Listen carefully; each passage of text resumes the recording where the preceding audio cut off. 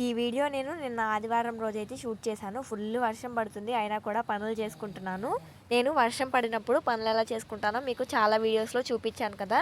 కానీ ఇంకా ఈ వీడియోలో కూడా మీకు అందరికీ చూపిస్తున్నాను. నేను పనులు ఎలా చేసుకుంటాను అన్నది.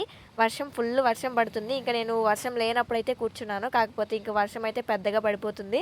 దానివల్ల ఇంకా ఫాస్ట్‌గా కడిగేసుకుంటున్నాను. గిన్నెలు మొత్తము కూడా. గిన్నెలు కడిగేసుకొని ఇంకా వంటగదిలోకి వచ్చేసి మిగతా పనులన్నవి స్టార్ట్ చేసేసాను. ఉదయం అయితే దోసలకి పప్పు నానబెట్టుకున్నాను. ఇంకా ఆ పప్పులను కూడా నీట్‌గా క్లీన్ చేసేసుకుంటున్నాను. నా పని మొత్తము కూడా వర్షం పడినా మామూలుగా ఉన్నా కూడా పనులన్నవి అస్సలు ఆపడం. పనులన్నవి ఆడవాళ్ళమందరము కూడా చేసుకోవాల్సిందే కదా! వర్షమే కాదండోయ్ వరద వచ్చినా కూడా చేసుకోవాల్సిందే. పనులన్నవి అస్సలు తప్పదు. మనం గనక ఖాళీగా కూర్చున్నాం అనుకోండి మన ఇంట్లో వాళ్ళందరికీ కడుపులు మార్చేసినట్టే. అందుకే నేనైతే ప్రతిసారి కూడా ఎలాంటి పరిస్థితి అయినా సరే వంట చేయడం, ఇంటి పనులు అన్నీ కూడా కంపల్సరీగా చేసుకుంటాను. నా పనులైతే ఈ విధంగా చేసుకున్నాను. మాది పూరిల్లే అయినప్పటికీ నేనైతే ఇంటిని చాలా డ్రైగా ఉంచుకుంటాను. ఈ వీడియో నచ్చితే లైక్ చేయండి. సబ్స్క్రైబ్